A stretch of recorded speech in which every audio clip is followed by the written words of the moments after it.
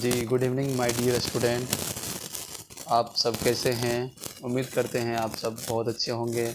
आप सभी अपने अपने बोर्ड एग्ज़ाम की तैयारी बहुत अच्छे ढंग से करते होंगे।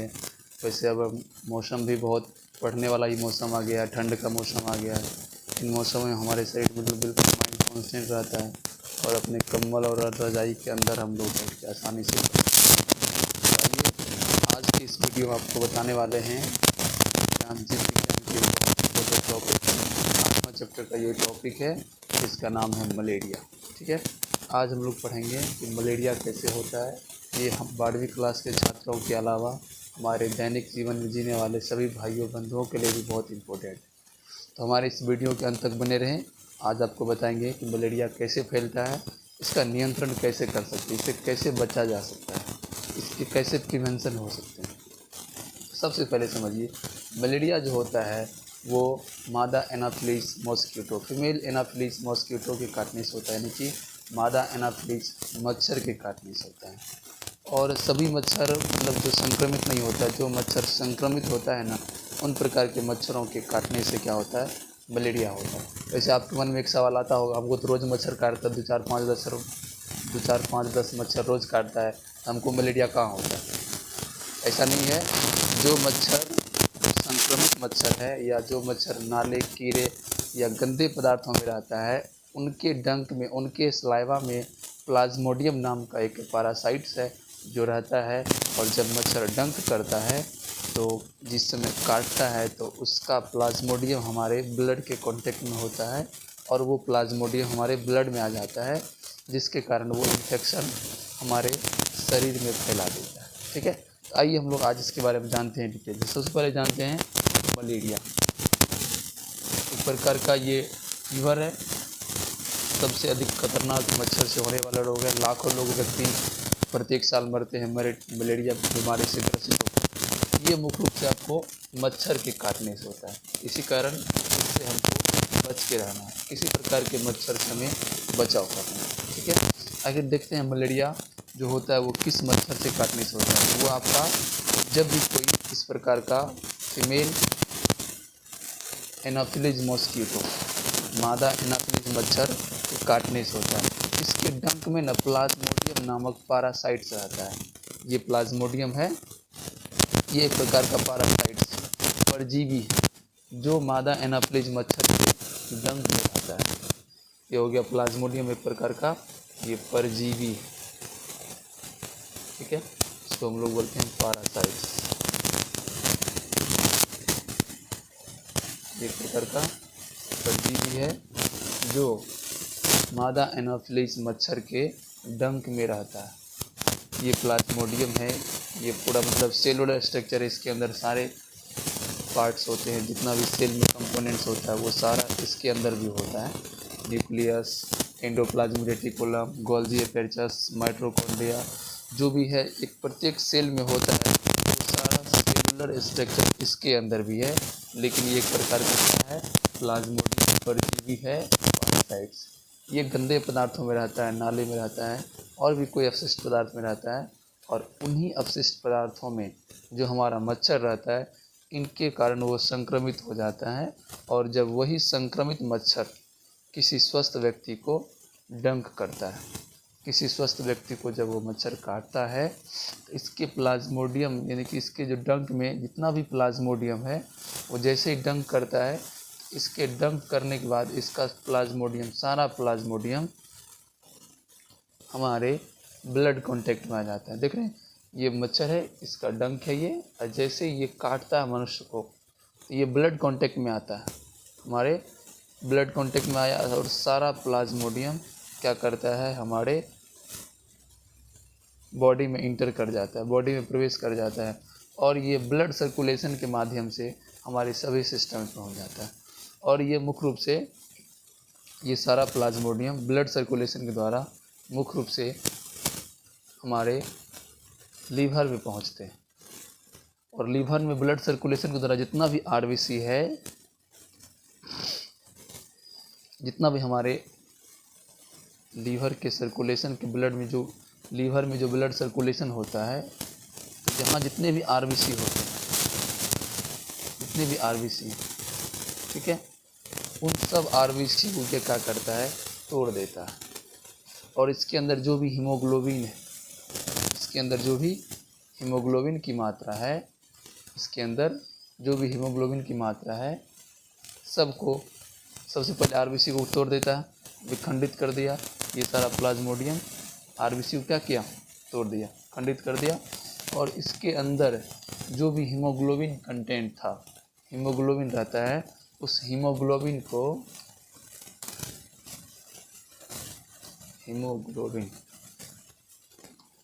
उस हीमोग्लोबिन नामक ब्लड में जो होता है हीमोग्लोबिन, उसको एक विषैले पदार्थ में कन्वर्ट कर देता है, जिसके कारण मलेरिया के पेशेंट को खून की कमी हो जाती है, ब्लड की कमी हो जाती है, क्योंकि उसका आरबीसी लॉस हो गया। ये जो प्लाज्मोडियम है वो ब्लड सर्कुलेशन के द्वारा लीवर में आता है, और यहाँ जितना भी आरबीसी होता है वो सभी आरबीसी को तोड़ देता है, वो खंडित कर देता है। और इसके अंदर जितना भी हीमोग्लोबिन है, सब हीमोग्लोबिन को एक विषैले पदार्थ में बदल देता है, जिसका नाम है हेमोजाइन। जितना भी हीमोग्लोबिन है, हीमोग्लोबिन को कन्वर्ट कर दिया किस में, हेमोजाइन में। हीमोग्लोबिन को किस पदार्थ में कन्वर्ट कर देता है प्लाज्मोडियम, हेमोजाइन में। ये हमारा हीमोग्लोबिन है, हीमोग्लोबिन, ठीक है मित्रों। और ये हीमोग्लोबिन को क्या करता है, कन्वर्ट कर देता है किस में, हेमोजाइन नामक विषैले पदार्थ में। अब ये हमारे शरीर के लिए पहले लाभदायक था, पहले हीमोग्लोबिन था, ये आरबीसी का कंटेंट था, ये उसमें रहता था आरबीसी में, हीमोग्लोबिन इसमें भरा रहता है आरबीसी के अंदर, ठीक है। लेकिन इस आरबीसी को किसने बदल दिया, अब हेमोजाइन में, जो एक प्रकार का क्या है, विषैले पदार्थ। अब बताइए, पहले हीमोग्लोबिन हमारे शरीर के लिए उपयोगी था, हमारे शरीर के लिए वर्क कर रहा था, लेकिन अब यही हीमोग्लोबिन किस में बदल गया है, हेमोजाइन में बदल गया है। अब ये हमारे शरीर के लिए क्या करेंगे, विषैले पदार्थ की तरह काम करेगा और हमारे शरीर को हानि पहुंचाएंगे, ठीक है दोस्तों। इस प्रकार से मलेरिया का जो है साइकिल होता है। इसी कारण हमें चाहिए हमेशा कि मच्छरों से बच के रहना चाहिए, खास करके उन गंदगी वाले मच्छर से जो आसपास में मतलब बहुत गंदे पदार्थ में रहते हैं, ठीक है। वैसे नॉर्मली हमारे घर में रहते वो मतलब नॉर्मल मच्छर है, उसके काटने से नहीं होता है, लेकिन उसमें भी कैसे पता चलेगा हमको कौन मच्छर संक्रमित है या नहीं है। या इस प्रकार से मलेरिया एक व्यक्ति से दूसरे व्यक्ति में फैल सकता है।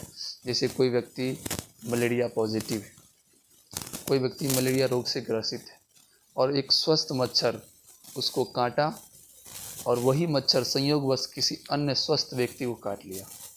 एक मलेरिया से ग्रसित व्यक्ति को मच्छर काटा और वही मच्छर किसी स्वस्थ व्यक्ति को काट लिया, तो उसका जो प्लाज्मोडियम था, जब उसके ब्लड कांटेक्ट में उसका सलाइवा गया, उसका डंक गया, उसके डंक में क्या हो गया, प्लाज्मोडियम आ गया। उस प्लाज्मोडियम के माध्यम से यदि वो किसी स्वस्थ व्यक्ति को भी काटता है, तो उसके अंदर भी क्या होता है, प्लाज्मोडियम का प्रवेश हो जाता है। इसीलिए जो व्यक्ति मलेरिया रोग से ग्रसित है, उनको भी एक स्वस्थ और सावधानी पूर्वक रखना चाहिए, ताकि और भी कोई व्यक्ति संक्रमित ना हो जाए, एक व्यक्ति से किसी दूसरे व्यक्ति में ना फैल जाए। इसका सिम्टम्स है, अब देखते हैं आपको मलेरिया का सिम्टम्स बताते हैं, लक्षण क्या होता है। तो आपको बताते हैं हम मलेरिया का लक्षण क्या है, सिम्टम्स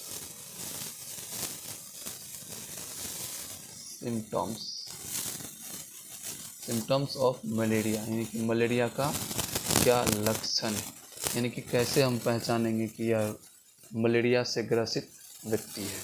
इसका सबसे पहला लक्षण है सिर दर्द करेगा, ठीक है दोस्तों, और बुखार आएगा। अब देखिए, जो प्लाज्मोडियम नामक ये परजीवी है, इसका भी 3-4 प्रजाति है, 4 प्रजाति हो सकता है कि अलग अलग प्रजाति के बुखार, अलग अलग प्रजाति के मच्छर के काटने से होता है, लेकिन इसका कॉमन लक्षण आपको बता रहे हैं कि सबसे पहले आपको हेडेक मतलब सिर दर्द करेगा, बुखार आएगा, और बुखार जो आता है वो लगभग प्रत्येक 48 घंटे के बाद भी आता है। जैसे आज बुखार आया, 2 दिन बीच में गैप पड़ेगा, फिर अगले तीसरे दिन या चौथे दिन बुखार आएगा, मतलब प्रत्येक 48 घंटे या 72 घंटे के बाद भी दोबारा बुखार आ सकता है मलेरिया की कंडीशन, ठीक है, लेकिन बुखार आएगा, ठीक है। इसके अलावा वॉमिटिंग होगा, उल्टी होगा, न्यूज़ी, जी मिचलाना, ठीक है, ये आपका कॉमन लक्षण है मलेरिया का। इसके अलावा आपका जो स्प्लीन है वो बड़ा हो जाएगा, स्प्लीन, प्लीहा जिसको बोलते हैं, ठीक है। इसका ये मेन लक्षण है कि जो भी व्यक्ति मलेरिया से ग्रसित होता है वो इस एरिया में इस प्रकार से स्प्लीन स्ट्रक्चर होता है हमारे अमाशय के पास, पेनक्रियाज ग्लैंड के जस्ट सामने, पेनक्रियाज के जस्ट सामने हमारा एक इस प्रकार से स्प्लीन नामक स्ट्रक्चर होता है। और इसका मुख्य लक्षण है मलेरिया का कि स्प्लीन का आकार बढ़ जाना। इसके अलावा प्रत्येक 48 घंटा या प्रत्येक 72 घंटा पर बुखार आना, हाई फीवर आना, ठीक है। ये सब इसका मलेरिया का कॉमन लक्षण है। अब देखिए दोस्तों, कैसे पहचानेंगे कि ये मलेरिया का ही बुखार है। वैसे बुखार तो टाइफाइड में भी आता है, डेंगू में बुखार आता है, और भी अन्य बीमारियों में सबसे पहला लक्षण लगभग बुखार ही रहता है। लेकिन यदि मलेरिया का बुखार होता है उसमें सबसे एक कॉमन लक्षण होता है, सबसे मतलब एक डिफरेंट लक्षण होता है, उसमें कंपन के साथ बुखार आता है। आपका बॉडी के ऊपर बहुत सा ठंड लगेगा, बहुत सारे कंबल और आपके ऊपर रजाई दे दिया जाएगा, लेकिन फिर भी आपका ठंड ख़त्म नहीं होगा, ठीक है। तो ये है मलेरिया का लक्षण, ठीक है दोस्तों। तो मलेरिया के बुखार को कैसे पहचानेंगे? यदि ठंड के साथ, कंपन के साथ बुखार आ रहा है तो ये सबसे पहला क्या लक्षण है? मलेरिया का लक्षण है। और बुखार रिपीट होता है, दोबारा तिबारा आता है, प्रत्येक 48 घंटे या 72 घंटे के बाद क्या होता है? बुखार दोबारा तिबारा आता है, और इसकी मात्रा या बुखार का जो टेम्परेचर है वो बढ़ते रहता है। और अभी आप जस्ट देखिए, इसमें क्या होता है, आरबीसी टूटकर उसका जो हीमोग्लोबिन होता है वो हीमोजाइन नामक पदार्थ में बदल जाता है। और जब आरबीसी टूटता है तो हमारे ब्लड में क्या होता है? आरबीसी की मात्रा घटती है, अर्थात ब्लड का अमाउंट भी घट जाता है। हमारी बॉडी में ब्लड की मात्रा घट जाती है, और हम सब जानते हैं कि जब हमारे शरीर में ब्लड की मात्रा घटेगा तो हमें वीकनेस फील होगा, कमजोरी महसूस होगी, ठीक है। ये सब मलेरिया का लक्षण है। और मलेरिया के बुखार जो होता है इनमें मेनली 3 फेज होता है। सबसे पहला फेज है कि बॉडी पूरा ठंडा हो जाएगा, यानी कि बॉडी पूरा वाइब्रेट मतलब कंपन करेगा ठंड से, ये हो गया पहला स्टेज। दूसरा स्टेज आपका बॉडी बुखार आएगा, पहले ठंड लगेगा, फिर क्या होगा? बुखार। बुखार में क्या होगा? बॉडी का टेम्परेचर बढ़ जाएगा, ठीक है। और कुछ देर के बाद बुखार जब ख़त्म होने लगेगा तो हमारे शरीर से बहुत अधिक मात्रा में पसीना निकलेगा। ये 3 स्टेप्स हैं, ये 3 फेज हैं मलेरियल के बुखार का, मलेरियल फीवर का, ठीक है। पहला, बॉडी का टेम्परेचर घट जाना अर्थात ठंड लगना, बॉडी में कंपन होना। दूसरा लक्षण ये है कि बॉडी का हिट होना, बुखार आना, ठीक है। और जब बुखार एंड हो जाता है तो हमारे शरीर से बहुत अधिक मात्रा में क्या होता है? पसीना निकलता है। ये 3 फेज हैं मलेरिया के बुखार का, ठीक है दोस्तों। तो ये हो गया आपके सभी प्रकार के लक्षण मलेरिया का, ठीक है। अब जानते हैं कि इसका कंट्रोल कैसे करेंगे। देखिए, तो सबसे पहले इसके प्राथमिक उपचार के लिए क्या करना चाहिए? कोनेन सल्फेट नामक मेडिसिन लेना चाहिए। एक प्रकार का टेबलेट है जो लगभग आपके नज़दीकी मेडिकल स्टोर या फिर और भी हॉस्पिटल में मिल सकता है ये आसानी से, कोनेन सल्फेट टेबलेट, ठीक है। ये क्या करता है? हमारे तत्कालिक मलेरिया के बुखार को रोकता है और हमें बुखार से बचाता है, फीवर से बचाता है। ये हो गया आपको कोनेन सल्फेट टेबलेट, ठीक है। इसके अलावा एक और टेबलेट ले सकते हैं, पैलोड्रीन नामक टेबलेट भी आप ले सकते हैं। ये भी मलेरिया के बुखार में अच्छा काम करता है, ठीक है। अब देखिए, इसके बचाव के लिए क्या करना चाहिए। ये हो गया इसका बचाव, मतलब कैसे इससे बच सकते हैं। मलेरिया का बचाव के लिए हम लोग क्या कर सकते हैं? प्रिवेंशन, इसका बचाव कैसे कर सकते हैं? बचाव या रोकथाम। ठीक है। तो मलेरिया से किस प्रकार बचा जा सकता है कि हमारे गांव समाज में, परिवार में मलेरिया ना हो, कोई व्यक्ति मलेरिया से संक्रमित ना हो। इसके लिए क्या करना चाहिए हमको, इस प्रकार से DDT पाउडर का छिड़काव करना चाहिए। ठीक है दोस्तों, और अधिक मात्रा में करना चाहिए, और प्रत्येक 3 मंथ या 6 मंथ पर इसका छिड़काव करने से क्या होता है, आसपास के जो भी मच्छर हैं उसका एग नष्ट हो जाता है और इसकी प्रजाति नष्ट हो जाती है, और इसका मात्रा हमेशा घटा रहता है। आपके भी शहर में कुछ इस प्रकार से मतलब वैन या गाड़ी के द्वारा कुछ आता होगा जो क्या करता है, DDT पाउडर का छिड़काव करता है। ठीक है, ठीक है दोस्तों, ये हो गया आपको DDT वैन है, ये क्या करता है, ये आपको आपके गांव शहर में क्या करता है, DDT पाउडर का अधिक मात्रा में छिड़काव करता है, ये गैसीय रूप में। इससे क्या होता है कि आपके आसपास के जितने भी मतलब मच्छर हैं सभी नष्ट हो जाते हैं, सभी का अंडा मर जाता है। और इसके अलावा हमें आसपास में जल जमाव भी नहीं करना चाहिए। जहाँ हमारा घर है, आसपास के सभी लोगों को भी सूचित करना चाहिए कि जहाँ हमारा निवास स्थान है उसके आसपास जल जमाव या कीचड़ या और भी गंदे पदार्थ इकट्ठा नहीं होना चाहिए। क्योंकि हम सब जानते हैं कि गंदी पदार्थ से ही बीमारियों का जन्म होता है, वही मच्छर का जन्म होता है।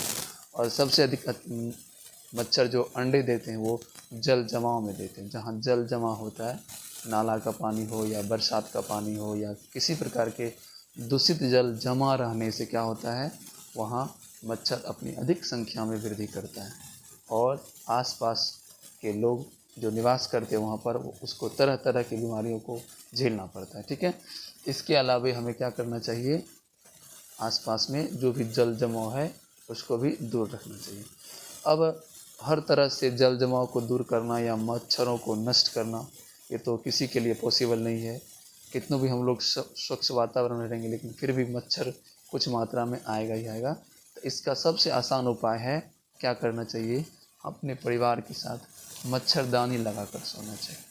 ठीक है दोस्तों, जो भी आपका फैमिली मेम्बर्स है इस प्रकार से मच्छरदानी लगा कर सोना चाहिए ताकि आपको किसी प्रकार के संक्रमित मच्छर नहीं काटे और मलेरिया और अन्य प्रकार के खतरनाक रोग से आप बच सकते हैं। तो ध्यान रखें, हमेशा आप और आपके जो भी छोटे बच्चे हैं उसको भी हमेशा सिर्फ मच्छरदानी में रखें ताकि मच्छर से होने वाले रोग से आप और आपका पूरा परिवार सुरक्षित रहे। ठीक है, इसके अलावा मान के चलिए हम कहीं यात्रा करते हैं तो वहाँ तो मच्छरदानी ले जाना संभव नहीं है, ट्रेन बस में हम मच्छरदानी लगा नहीं सकते हैं। उस प्रकार के कंडीशन में क्या करना चाहिए, मच्छर से बचने के लिए इसका मतलब घरेलू उपाय है, आपके बॉडी में अधिक मात्रा में या थोड़ा मात्रा में सरसों का तेल लगाना चाहिए। तो सरसों का तेल तो आजकल के बच्चे या आजकल के कोई व्यक्ति उसको अच्छा लगेगा नहीं सरसों का तेल लगाना। ठीक है, तो उसके लिए क्या करना चाहिए, एक प्रकार का क्रीम आता है ओडोमोस एक प्रकार का क्रीम है। इसकी स्किन पर लगाने से क्या होता है, आपके बॉडी को मच्छर टच नहीं करता है। ठीक है, तो ये हो गया आपका प्रिवेंशन। ठीक है, इस क्रीम के लगाने से क्या होता है, आपके बॉडी में किसी प्रकार का मच्छर इंजेक्ट नहीं करता है, मतलब काटता नहीं है, दूर दूर तक मच्छर आपके बॉडी को नहीं टच करेगा। ठीक है दोस्तों, तो उम्मीद करते हैं यह वीडियो आप सबको बहुत अच्छा लगा होगा। वीडियो को अंत तक देखने के लिए आप सभी का दिल से धन्यवाद। Thank you.